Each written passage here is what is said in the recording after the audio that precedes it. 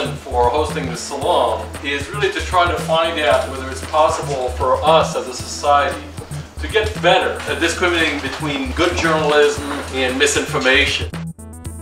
I read the New York Times before I get out of bed, and then after that it's mostly about 100 RSS feeds. I have a cliche. I listen to NPR, I read The New Yorker, The New York Times, The Atlantic, and Jon Stewart. I guess I wake up to NPR and I sleep to Nature magazine.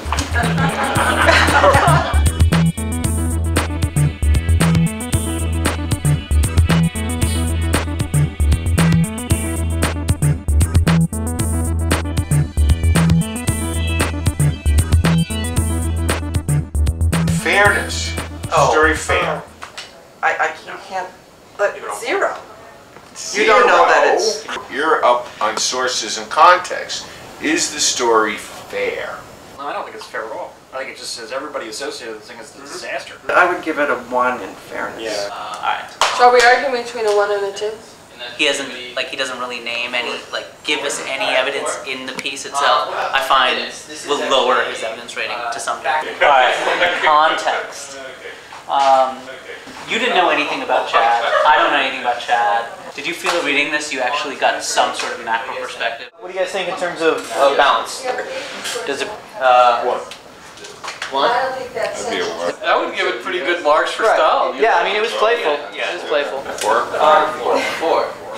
When we look at the research, the studies show that as long as we get at least a dozen people, even a half dozen, you're getting the confidence level is pretty high in the rating. We average each other out.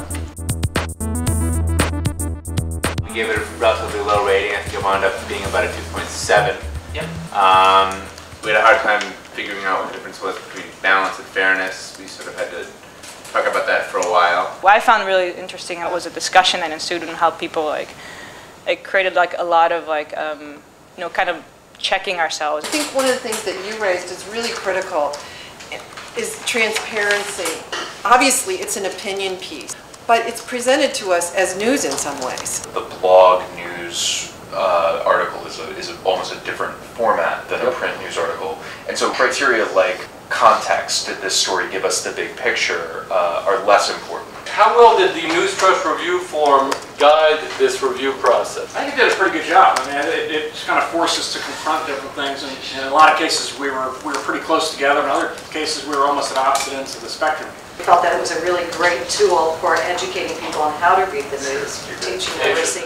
It's dawning on us that educational value may be the greatest benefit of this tool. We didn't know that going in. That was one of the big findings for us. You guys have been fantastic. I am so thankful for all this wonderful feedback.